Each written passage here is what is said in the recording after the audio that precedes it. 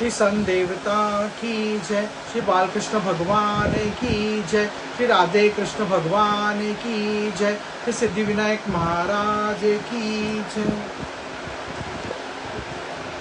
यम वनादोर्तो मदेश भवान विदेते वृत्यम मनुवाददातम निर्वकिलम आशा सुवायुचितो ध्रियताम स दंडो येना नागसो वचो मिक्षाप किलिभीषणम। सर्वेश्वर, इन द्वारपालों को आप जैसा उचित समझे वैसा दंड अथवा पुरस्कार रूप में इनकी वृत्ति बढ़ा दे। हम निष्कपट भाव से सब प्रकार आपसे सहमत है अथवा हमने आपके निरपराध अनुचरों को शाप दिया, इसके लिए हमको उचित दंड दे, वह भी सर स्वीकार है और हमें बहुत अनुदायी फल दे, जिससे हमारा सुख समृद्धि वैभव और ऐश्वर्य बढ़े। श्री भगवान उवाच एतो श्रीरातगत्यम प्रतिपाद्य सद्यम समर समृद्धो सामध्यनो बुद्ध योगो यम सकाशो पायसत आशु योवम शापो मेव निमस्त देवत्व विप्राम। संत श्री भगवान ने कहा, मुनिगण, आपने इन्हें जो शाप दिया है सच जानिए वह मेरी प्रेरणा से हुआ है। अब वे शीघ्र ही दैत्य योनि को प्राप्त होंगे और वह क्रोध वेश से बड़ी एकाग्रता के कारण सुदृढ़ योग संपन्न होकर फिर जल्दी मेरे पास लौट आएंगे। ब्राह्मोवाच अत ते मुन्नयो दृष्टवानेनानद भाजनम वैकुंठम तदिदिष्टानाम विकुंठम च स्वयंप्रभम। श्री ब्रह्मा जी कहते हैं, तदंतर उन मुनीश्वरों ने नयनाभिराम सन भगवान विष्णु और उनके स्वयं प्रकाश वैकुंठ धाम के दर्शन करके प्रभु की परिक्रमा की और उन्हें प्रणाम कर तथा उनकी आज्ञा का पास भगवान के ऐश्वर्य का वर्णन करते हुए प्रमोदित हो वहां से लौट गए। भगवंतम सन परिक्रम्य प्रणातुमान च प्रति जगवोम प्रमोदिताम संसंतो वैष्णव्यम श्रियम सन भगवानुगावह यातम वा भोष्टमेस्तु समम ब्रह्म तेजम समर्तापि हंतम नेचे तमतम तुम में।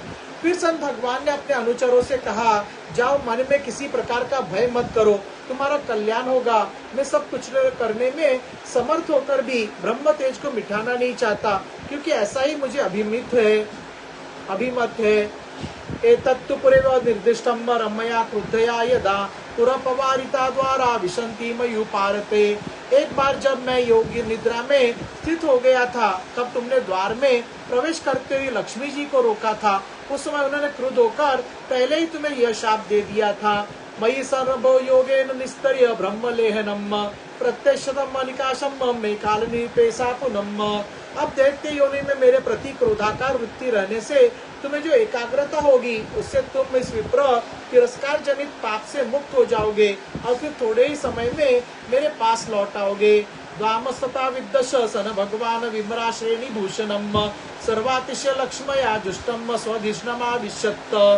द्वारपालों को इस प्रकार आज्ञा दे सन भगवान ने विमानों के श्रेणियों से सुसज्जित अपने सर्वाधिक श्री संपन्न धाम में प्रवेश किया। काम करो, मैं पाठ करके पैसे दूँ।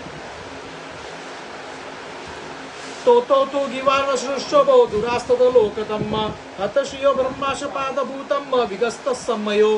वे देव श्रेष्ठ जय विजय तो ब्रह्म शाप के कारण उस अलग्नीय भगवत धाम में ही श्रीहीन हो गए, मर गए तथा उनका सारा गर्व गलित हो गया।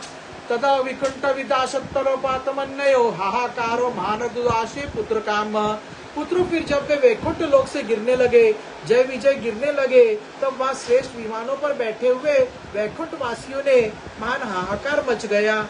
तावे युद्ध ना प्राप्तो पार्षदो प्रभो हरियम निर्विष्टम काश्यपम तेज उल्लंघनम।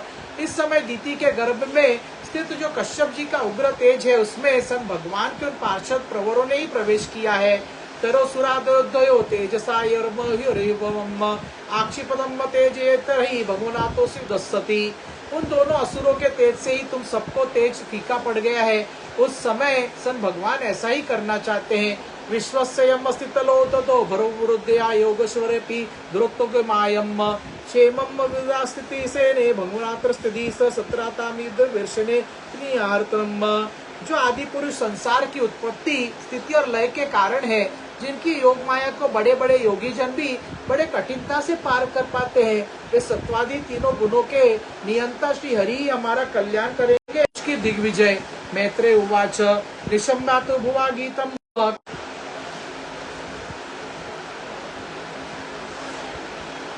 विदुर जी ब्रह्मा जी के कहने से अंधकार का कारण जानकर देवताओं की शंका निर्भीत हो गई और फिर वे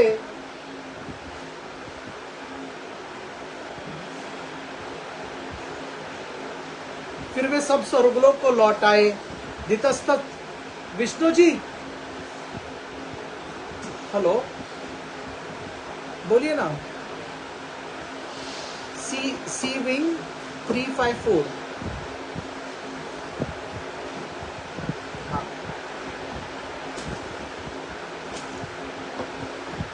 दितस्तु भूर्तरादेश पत्य परशांकिनी पूर्ण वर्ष सस्ते साध्वी पुत्रो पुरुषस्वा यमोम। इधर दिति को अपने पतिदेव के कथनानुसार पुत्रों की ओर से उपद्रवादि का आशंका बनी रहती थी, इसलिए जब पूरे 100 वर्ष बीत गए तब उस साध्वी ने तो यमज जुड़वे पुत्र उत्पन्न किए। उत्पाता ब्रह्मवस्तत्र निकुर्त जामनो यम दिवि भूंतराक्षचे लोकोसो भयावहाम। उनके जन्म लेते समय स्वर्ग, पृथ्वी और अंतरिक्ष में अनेकों उत्पात होने लगे, जिनसे लोग अत्यंत भयभीत हो गए। जहाँ तहाँ पृथ्वी और पर्वत कांपने लगी, सब दिशाओं में धार लग गई, जगह जगह उल्कापात होने लगा, बिजलियां गिरने लगी और आकाश में अनिष्ट सूचक धूमकेतु, उच्छल तारे दिखाई देने लगे। ववो वायुम सुदर्शम फुतार कत्तरनीमियम उन्मल नागापति मातवतनी को रजो ध्वजम। बार बार साय साय करती और बड़े बड़े वृक्षों को उखाड़ती हुई बड़ी विकट और असह्य वायु चलने लगी। उस समय आंधी उसकी सेना और उड़ती हुई धूल ध्वजा के समान जान पड़ती थी।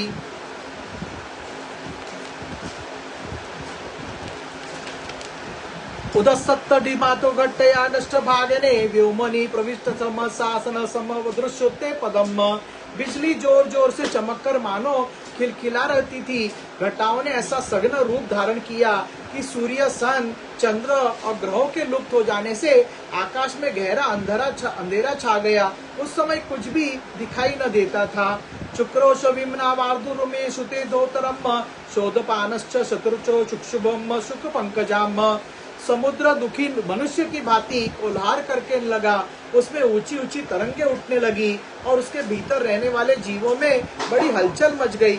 नदियां तथा अन्य जलाशयों में भी बड़ी खलबली मच गई और उनके कमल सूख गए। मुहम्म परिध्यान भूनो सरहाम शिवेरभ्यम प्रजाग्निरेयम।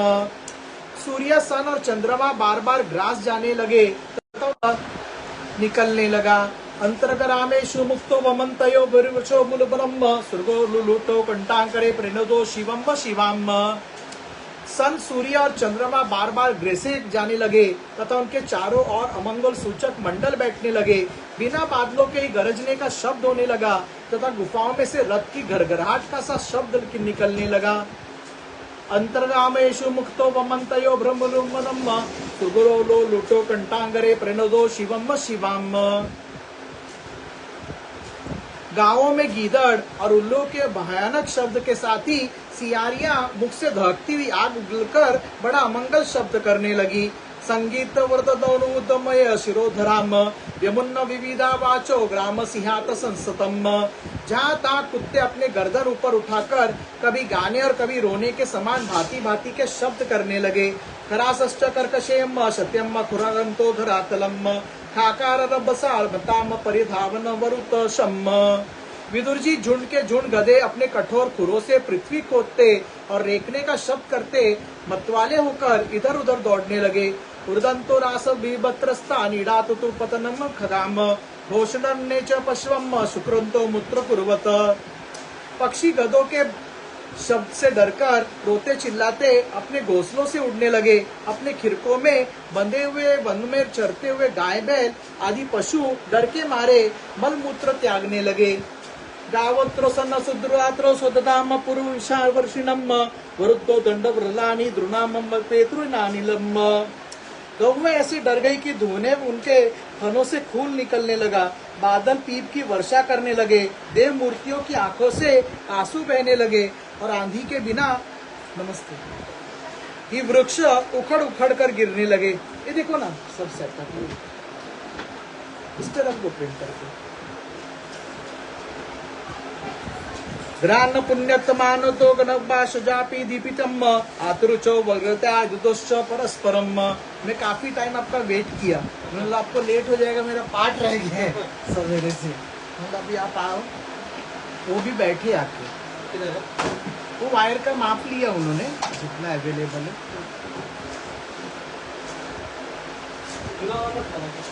हाँ सर, एक साल ही वापरा था ये वायर, हम रेंट पे थे ना उधर, जहाँ पर ये था ना हम लोग रेंट पे थे, एक साल भी नहीं यूज किया उधर पे हमने। और बहुत हाई क्वालिटी का लिया था मैंने कि अपना खुद का है तो परमानेंट ही करने का, फिर हम लोग एक खरीद लिए इधर पे ये। हाँ,